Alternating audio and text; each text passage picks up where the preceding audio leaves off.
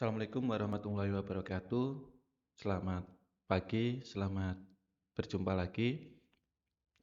Pada kesempatan ini kita akan belajar bagaimana cara pengujian data atau pengujian model metode PLSM dengan menggunakan atau berbantuan software Smart PLS. Untuk software Smart PLS yang kita gunakan pada tutorial ini kita menggunakan versi 3, jadi 3.0. Untuk software sendiri bisa langsung di-download di web resminya yaitu smartpls.com. Seperti itu. Untuk langkah pertama yang harus kita lakukan pada pengujian PLS, kita siapkan datanya. Pada kasus ini kita berasumsi atau kita menggunakan contoh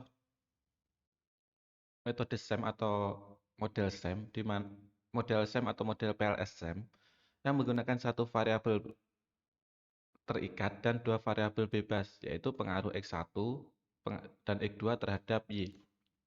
Perlu diingat, dalam pengujian PLS itu hanya ada pengujian parsial, jadi untuk pengujian simultan tidak dapat dilakukan, berbeda dengan pengujian SEM, yang mana menghasilkan hasil pengujian untuk simultan atau gabungan dari beberapa variabel bebasnya.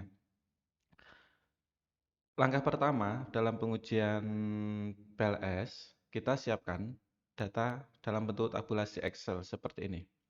Misal di sini sebagai contoh, kita memiliki 13 indikator penelitian atau 13 indikator data penelitian yang mana terdiri dari X1 5 butir, X2 4 butir dan Y atau variabel bebas sebanyak 4 butir. Untuk Smart PLS dia hanya bisa membaca data dalam bentuk CSV. Untuk itu, langkah pertama kita harus convert atau save data Excel dalam bentuk CSV.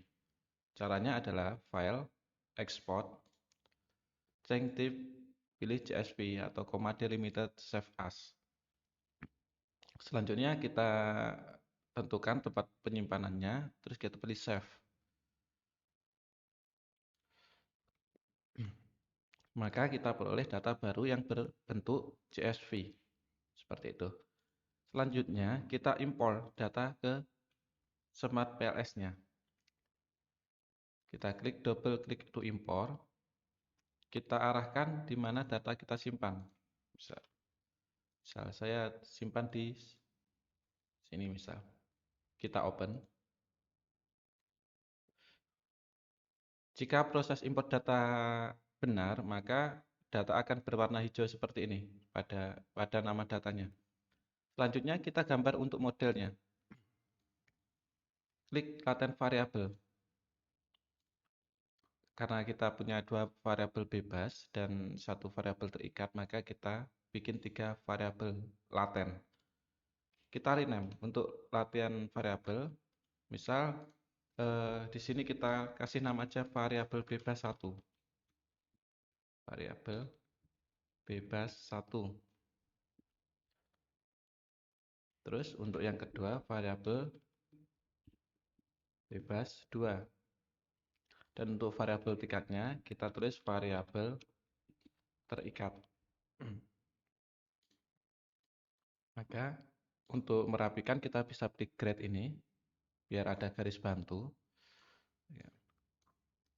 Setelahnya kita masukkan indikator. Kita klik aja terus kita drag ke masing-masing latennya. Seperti ini. Selanjutnya kita bikin garis korelasinya atau garis pengaruhnya. Misal di sini seperti contoh kita ingin mengetahui bagaimana sih pengaruh variabel bebas 1 dan pengaruh variabel bebas 2 terhadap variabel terikat. Setelah dibikin model seperti ini, langkah pertama kita lakukan uji outer model. Calculate algorithm. Uji outer model ini dilakukan untuk mengetahui apakah indikator yang dibangun dalam model PLS itu memenuhi kriteria diskriminan validity dan reliabilitasnya.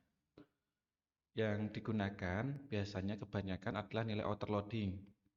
Outer loading dikatakan model atau indikator memenuhi diskriminan validity jika koefisien loading faktornya di atas 0,7. Meskipun di beberapa teori ada yang menggunakan 0,5, boleh. Tapi kalau di Smart PLS, nilai akan berwarna hijau jika dia di atas 0,7. Tapi nggak apa-apa, seandainya nanti teman-teman peneliti lain menggunakan 0,5, silahkan, tidak masalah. Yang penting ada teori yang digunakan. Terus untuk diskriminan validity selanjutnya yaitu nilai dari Warner-Locker criterion. Nilai Warner-Locker memenuhi diskriminan validity jika nilai atau koefisien pada baris paling atas itu mempunyai nilai paling tinggi. Misal untuk variabel bebas 1 ini 0,738, sedangkan untuk variabel terikatnya dia 0,751. Jadi secara Warner-Locker, model atau indikator ini dia tidak memenuhi diskriminan validity.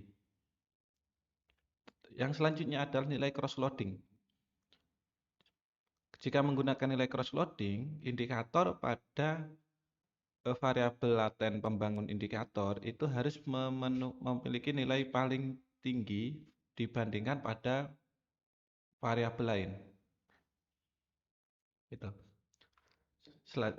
Selain menggunakan Warner-Locker, cross-loading, kita juga bisa menggunakan HTMT, di mana nilai HTMT ini ada yang mengatakan dia harus di bawah 0,9 atau 0,1. Jadi kita bisa menggunakan Warner-Locker, bisa menggunakan cross-loading, bisa menggunakan HTMT. Dan di beberapa penelitian, mulai dari outer-loading sampai HTMT, semuanya harus lolos agar bisa dilakukan uji hipotesis. Terus kita lakukan uji untuk reliabilitas. Untuk reliabilitas kita bisa melihat dari nilai Cronbach, komposit, serta AV. AV ini untuk uji diskriminan. Cronbach dan komposit lolos jika lebih dari 0,7, sedangkan AV lolos jika lebih dari 0,5. Mungkin nanti ada yang bertanya, bagaimana jika ada nilai komposit di reliabilitasnya dia tidak lolos atau AV-nya nggak lolos? Kita harus kembali ke outer loading dulu. Biasanya kebanyakan nilai di komposit itu tidak lolos, ya kan? Ketika ada nilai merah di outer loadingnya. Jadi untuk jika ada nilai merah di autoloading, silakan drop modelnya untuk indikator pembangunnya, terus uji lagi. Seperti itu ya. Terus untuk R-square, di sini untuk mengetahui sumbangsih pengaruh variabel. Jadi karena untuk variabel terikat ini dipengaruhi oleh dua variabel, yaitu variabel bebas 1 dan variabel bebas 2, ya kan?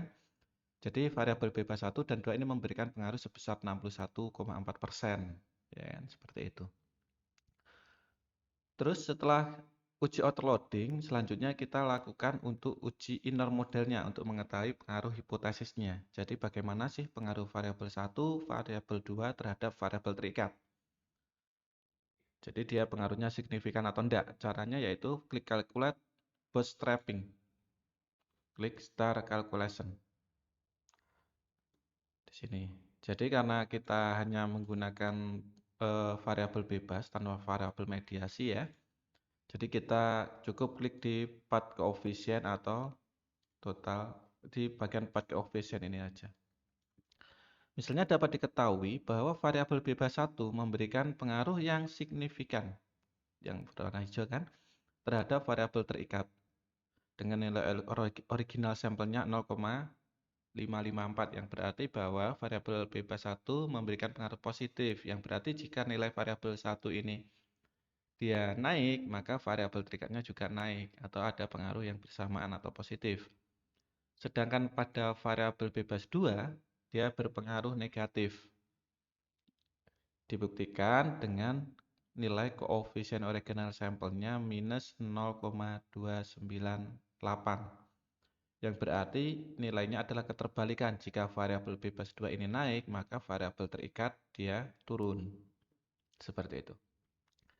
Secara keseluruhan untuk Smart PLS atau pengujian PLS seperti itu. Jika nanti ada kurang jelas atau ada yang ingin ditanyakan, kita bisa diskusi pada kolom komentar atau silahkan hubungi untuk media sosial kita, bisa melalui Instagram, bisa melalui WhatsApp, TikTok maupun LinkedIn. Kita semua juga ada.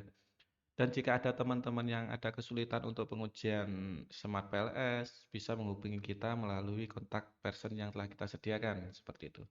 Untuk waktunya, terima kasih. Selamat menyelesaikan untuk penelitian dan tugas akhirnya. Semoga sukses. Assalamualaikum warahmatullahi wabarakatuh.